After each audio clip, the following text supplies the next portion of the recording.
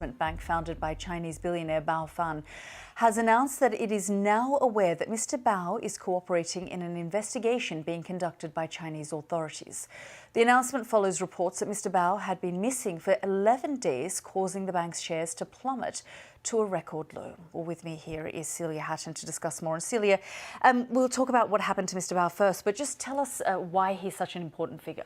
He's such a key player in the Chinese economy, Yelda. That's because he's key in the tech sector, but also in the finance sector. He kind of sits right in the divide between them.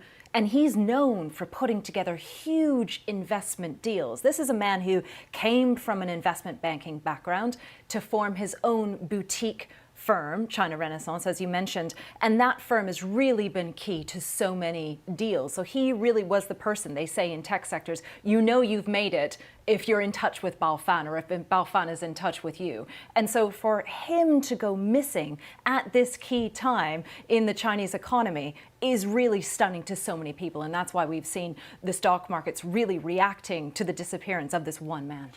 And it's not just this one man, is it, Celia? I mean, well, you and I have over the years talked about the strange disappearance of key figures, people who become quite powerful. And then the state sort of says, OK, well, you now have to come with us almost. That's right. I mean, we have Jack Ma, who was the richest man in China, head of Alibaba. He's now, we know as of January, he's stepped away from the firm. And they've already said that no key person will be appointed in his wake. There'll be no key shareholder to pick up his position. We also have somebody like Xiao Jianhua, who had a hood put over his head and was basically kidnapped from the Four Seasons Hotel in Hong Kong. He was the person who was the investment banker to China's key Communist Party elites. He was also taken, sentenced to 13 years in prison. And so we're seeing this pattern over and over again. Jack Ma, Xiao Jianhua, now Bao Fan. And so really, this is, I think, a conscious decision by Beijing.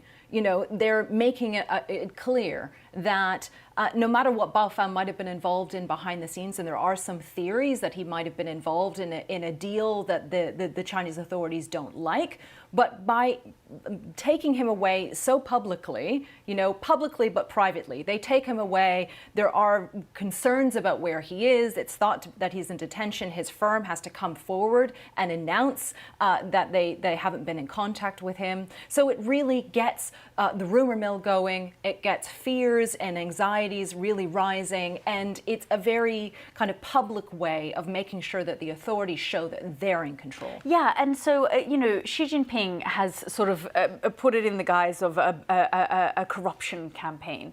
But does it come down to no one is more powerful than the state? I think that's a big message. Now, there have been details that have been coming out about Bao Fan. Now, Bao Fan was the founder of China Renaissance, that boutique firm that I've mentioned. But the president of China Renaissance actually was under investigation a few months ago. This is a man named Cong Lin. Now, Cong Lin was important because he used to work for China's biggest state-owned bank.